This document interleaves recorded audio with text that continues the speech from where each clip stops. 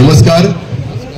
आपल्या सर्वांना ज्ञात आहे की 29 तारखेला जे काही नामनिर्देशन दाखल करण्यात आलं तर शेवटच्या 2 ते 3 मिनिटांमध्ये एक नाट्यमय घडामोडी घडल्यात आणि तिथे घुसर्डी येथील राहणारे अमोल शांताराम पाटील यांनी डमी उमेदवारी फॉर्म दाखल केला आणि त्यानुसार मी एक पत्रकार परिषद घेऊन थेट माननीय आमदार साहेबांवर आरोप केले होते की हा डमी उमेदवार जो उभा केलेला आहे तो माननीय आमदार साहेबांनीच उभा केलेला आहे अशा बद्दलचं मी सांगितलं होतं. त्यानंतर लगेचच आमदार साहेबांनी एक छोट्या छोट्या का होईना 2-3 पत्रकार परिषद घेतल्यात आणि त्यात ते बोललेत की याच्याशी माझा कुठलाही गाडी मात्र संबंध नाही, लोकशाही आहे आणि लोकशाहीमध्ये कोणी पण भरू शकतो. नक्कीच आमदार साहेब, आप्पासाहेब, तुम्ही बोलतायत ते बरोबर आहात की लोकशाहीमध्ये कोणीही उमेदवारी अर्ज दाखल करू शकतो. हे तर मी पहिलेच बोललेलो होतो. ही लोकशाही सुदृढ आणि बळकटी करण्याचं एक लक्षण आहे. परंतु तो जो काही उमेदवारी अर्ज भरला गेलेला होता हा लोकशाही मार्गाने भरलाच गेलेला नव्हता, तर हा आमदार साहेबांच्या धटिंगशाही, गुंडगिरी आणि दहशत यानुसार तो भरला गेलेला आहे असा थेट आरोप माझा आमदार साहेबांवर आहे. आमदार साहेबांनी असं सांगितलं की ह्या उमेदवाराशी माझा काडी मात्राचा संबंध नाही. मला काही 2-3 प्रश्न आमदार साहेबांना विचारायचे.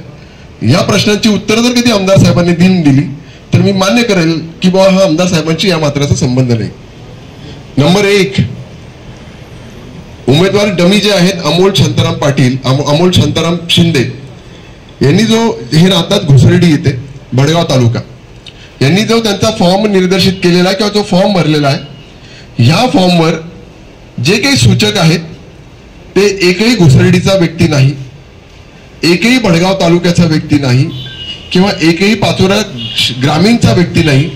जे सूचकांची नावं, जो फॉर्म आहे, जे सर्टिफाईड नक्कल माझ्याकडे आहेत, त्यानुसार मी सांगतो, जर कधी हा फॉर्म त्यांनी भरलेला असता, ज्या व्यक्तीने भरला असता, तर कदाचित त्याने त्याच्या गावातले 2-4 लोकांची नावं, भडगाव तालुक्यातील एखाद दुसऱ्याचं नाव, काही इकडची नावं घेतली गेली असती. सूचक म्हणून जेव्हा आपण डमी फॉर्म भरतो आणि जर अपक्ष म्हणून फॉर्म भरायचा असेल तर तिथे 10 सूचक असणे गरजेचे आहे. तर असा एकही सूचक ना त्यांच्या घरातला आहे, ना त्यांच्या मित्रपरिवारातला आहे, ना भडगावातला आहे. सूचकांची यादी आहे, सर्टिफाईड नक्कल माझ्या हातात आहे. मी तुम्हाला ते वाचून दाखवतो की त्याच्यावर सूचक कोण कोण आहे. त्याच्यावर सूचक म्हणून नाव आहे भूषण पेंढारकर, पुढचं नाव आहे चेतन राजपूत, पुढचं नाव आहे विजय भोई, गणेश काळे, छोटूलाल गोविंदा चौधरी, आकाश राजेंद्र पाटील, शंतनू रवींद्र सोनोने, विक्रम हेमराज पाटील, शुभम राजू शेळके. ही जी सगळीची सगळी मी नावं वाचलेली आहेत.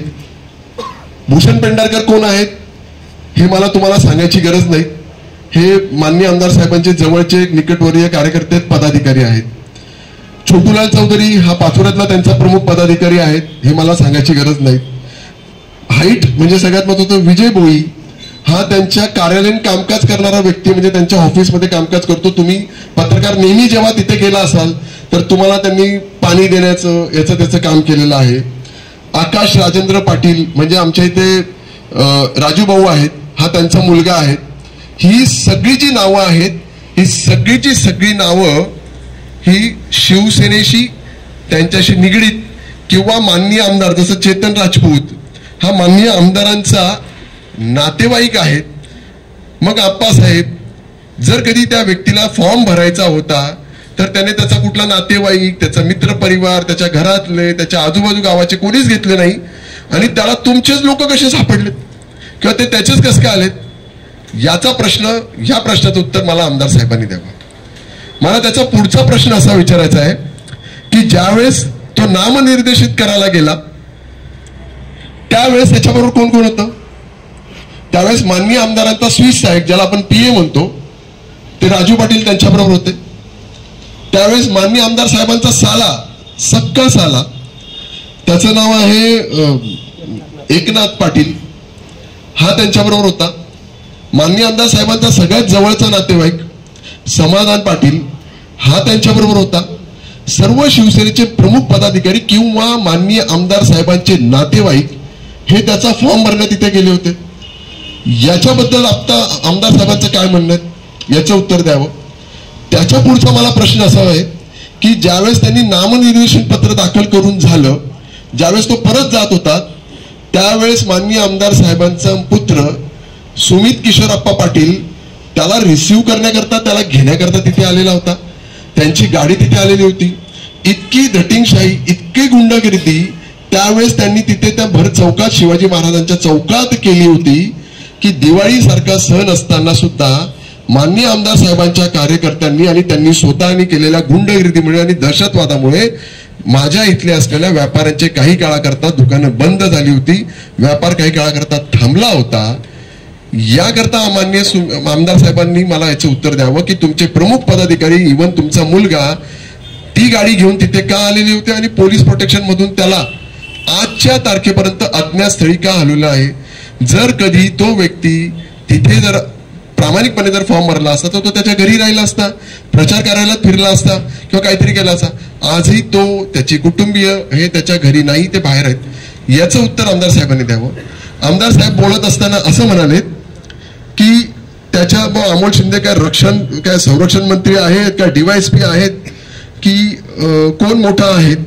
हे खरं तर ती जी पत्रकार परिषद जेव्हा मी बघितली त्यावेळेस आमदार साहेबांनी पहिले 2-3 वाक्य अमोल भाऊ शिंदे असं बोलत गेलेत आणि शेवटाला त्यांनी त्यांच्या संस्कृतीचं दर्शन देऊन टाकलं आणि शेवटी करत ते माझ्यावर भावड्या, खालच्या हीन दर्जाच्या पातळीवर त्यांनी माझ्यावर यथोचित सत्कार बोलत गेलेत. खरं तर आमदार साहेब त्याचं कुटुंब माझ्याकडे का आलं, त्यांनी मला असा प्रश्न विचारला. आमदार साहेब, त्याचं नाव अमोल शिंदे आहेत, माझं नाव अमोल शिंदे आहेत, मी इथला प्रमुख कंटेस्टंट आहेत. मागच्या वेळेस आपण एकमेकांच्या समोर इलेक्शन लढलो होतो, निसट्टा पराभव तुमचा झालेला होता आणि साहजिकच ते इतर कोणाकडे नाही तर ते माझ्याचकडे दाद मागायला येतील की अमोल भाऊ आमच्या, त्याची मिसेस मला म्हणाली की अमोल भाऊ माझ्या नवऱ्याला जबरदस्ती, मी पुन्हा एकदा खरंपणे सांगतो, जबरदस्ती त्याला उचलून घेऊन गेलेले आहेत. आमच्या कुटुंबियांना कोणालाच माहिती नाही, त्याच्या भावाला, त्याच्या मिसेसला हे माहितीच नव्हतं की तो फॉर्म भरायला गेलेला आहे. एखादी व्यक्ती जर कधी तो फॉर्म भरत असेल तर त्याची पूर्वतयारी करतो, 2 दिवस 3 दिवस 4 दिवस पूर्वतयारी करतो. त्या फॉर्म मध्ये जे काही सगळं भरायचं असतं ती सगळी माहिती देतो. मग पूर्ण फॉर्म हा निरंक कसा लिहिला गेला, घाईघाईत का भरला गेला, याचं उत्तर का नाही देत आमदार साहेब. म्हणजे या सगळ्या प्रश्नांची उत्तरं मला आमदार साहेबांनी द्यावेत. जर त्यांनी हे नीट उत्तर दिलं तर मी मान्य करेल की हो, या घटनेशी संबंध नाही. खरं तर मला 2 गोष्टी एकदम अधोरेखित करायच्या आहेत. मागच्या वेळेस तुमचा झालेला निसट्टा विजय आणि यावेळेस ज्या पद्धतीमध्ये मला आशीर्वाद देण्याकरता पाचोरा भडगाव इथली जवळजवळ 25,000पेक्षा जास्त कार्यकर्ते, पदाधिकारी, इथली लोक, पाचोरा भडगावची लोक मला आशीर्वाद आणि सहकार्य देण्याकरता, साथ देण्याकरता, माझं नामनिर्देशन करण्याकरता 28 तारखेला इथे उपस्थित झालेली होती. हा सगळा माहोल बघून त्यांना त्यांचा पराभव त्यांच्या डोळ्यासमोर दिसला आणि काय झालं, अप्पासाहेबांना 2 टर्म ते आमदार होते, त्याच्यामुळे सत्तेची लालसा त्यांना लागली, एक अहंकार वृत्ती त्यांच्यामध्ये झालेली होती की बुवा मला पुन्हा एकदा आमदार व्हायचंय. आपण म्हणतो ना एखादी गोष्टीचं रक्त तोंडाला लागतं, तसं सत्तेचं रक्त मान्य आमदार साहेबांना लागलं आणि पुन्हा एकदा आपल्याला आमदार कसं होता येईल याच्याकरता झटपट त्यांची झाली आणि म्हणून घाईघाईमध्ये त्यांनी एक डमी उमेदवार अमोल शिंदे इथे उभा केला. मला खरं तर आमदार साहेबांना या निमित्ताने आपल्या पत्रकार परिषदेत विनंती करायचं आहे. आमदार साहेब, मी मागे सांगितलं होतं की तुम्ही पहिला नाही तर शेवटून पहिला येणार आहेत. त्याच्या पुढे मी तेवढाच सांगतो की ही जी घटनाक्रम घडलीत ना त्याच्यामुळे कदाचित अप्पासाहेब तुमचं डिपॉझिट सुद्धा जमा होऊन जाईल. म्हणून माझी तुम्हाला या पत्रकार परिषद निमित्ताने अप्पासाहेबांना एक विनंती करू इच्छितो, अप्पासाहेब, की आपले नेते माननीय एकनाथजी शिंदे यांची जर कधी तुम्हाला इज्जत वाचवायची असेल तर तुम्ही जनतेची माफी मागून स्वतःची डिपॉझिट, म्हणजे तुमची डिपॉझिट चालली जाईल ना, तर ते डिपॉझिट वाचवण्याकरता तुमची डिपॉझिट वाचवून घ्या. ते डिपॉझिटला भरलेले पैसे तुम्ही परत स्वगृही परत करून घ्या आणि तुम्ही माघार करून घ्यावी अशी या निमित्ताने विनंती माझा त्यांना सांगणं माझं आहे की माननीय आमदार साहेबांनी करून घ्यावी. कारण पाचोरा भडगावातील सर्व संपूर्ण जनतेचा, एक सुसंस्कृत असलेल्या जनतेचा पाठिंबा हा माझ्या बाजूने झालेला आहे. त्यामुळे मी पुन्हा एकदा जाता आमदार साहेबांना एक विनंती करतो की मी जे काही 4-5 प्रश्न तुम्हाला विचारले त्याचं त्यांनी उत्तर द्यावं. ते देऊ शकत नाहीत, पण त्यांनी एक डिपॉझिट स्वतःची वाचवण्याकरता माघार करून घ्यावी या निमित्ताने सांगतो आणि थांबतो. धन्यवाद. तर ज्या पद्धतीमध्ये आमदार साहेब ह्या पूर्ण इलेक्शन्स मध्ये वागत आहात किंवा करत आहात, इतकं घाणेरडं आणि हीन दर्जाचं, नीच दर्जाचं राजकारण माननीय आमदार साहेबांकडनं होत आहे. मी भीती व्यक्त करून दाखवली. कदाचित जिंकण्याच्या ईर्ष्येपोटी इतकं खालच्या लेवलचं पाऊल ते माझ्या बाबतीत उचलू शकते. माझ्या जीवाला बरं वाईट का करता येईना, किंवा एकदम खालच्या आणि हीन दर्जाचे वैयक्तिक स्वरूपाचे आरोप सुद्धा ते माझ्यावर करू शकतील, अशी सुद्धा शंका मला या निमित्ताने वाटते. खरं तर आमदार साहेब, मी तुम्हाला सांगू इच्छितो की खरंच तुम्ही जर मर्द असाल ना, तर मर्दासारखं ह्यावेळेस इलेक्शन करून घ्या. दूध का दूध आणि पाणी का पाणी केल्याशिवाय मी राहणार नाही. मागच्या वेळेस मी तुम्हाला 2 चॅलेंज दिलेले होते, पण तुम्ही मर्दांगी दाखवली नाहीत. मी तुम्हाला म्हटलं होतं तुम्ही आणि मी अपक्ष लढून घ्या.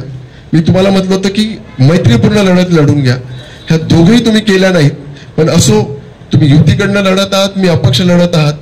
जे काही लढत आहात ते स्पोर्ट्समनशिपने तुम्ही इलेक्शन्स करा, असं मला तुम्हाला या निमित्तानं विनंती करतो आणि थांबतो. धन्यवाद. ही त्याची पेन ड्राईव्ह आहे.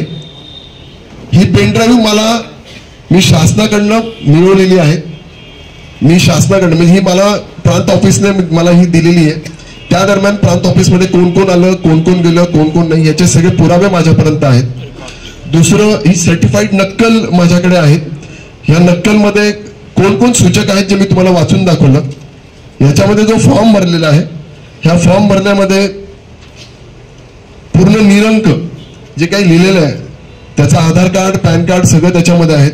ह्या सगळ्या दोघही गोष्टी माझ्याकडे पुरावा म्हणून माझ्याकडे आहेत.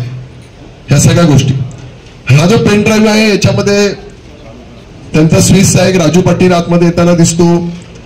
त्यांचा शालक तो ते मध्ये आतमध्ये येताना, समाधान मध्ये येताना दिसतो. त्याच्यानंतर त्यांचं शालकाचं नाव काय, तुकाराम पाटील, हा दिसताना दिसतो. या सगळ्या गोष्टींचे पुरावे हे शासनाने दिलेली आहे. ही मी काही कुठून इकडे तिकडे मिळवलेली नाही. ही मला शासनाने दिलेली पेन ड्राईव्ह, हे सर्टिफाईड पेन ड्राईव्ह आहेत. हे केव्हाही तुम्ही म्हणाल तर मी तुमच्यापर्यंत द्यायला तयार आहे. त्या सगळ्या गोष्टी माझ्यापर्यंत आहेत. खोटं बोललं नाही. खोटं फक्त आणि फक्त पूर्ण 10 वर्ष माननीय आमदार साहेबांनी खोटं बोललं आणि जनतेची दिशाभूल केली आणि विकास स्वतःचा करून घेतला. अशा पद्धतीचं काम त्यांनी इथे केलेलं आहे. धन्यवाद. व्हिडिओ आवडला असेल कृपया लाईक करा, आपल्या मित्रांना शेअर करा. यूट्यूब चॅनलला नक्की सबस्क्राईब करून त्या शेजारचं घंटीचं बटन दाबा, म्हणजे अशाच प्रकारचे पूर्ण व्हिडिओज आपल्याला सतत मिळत राहतील.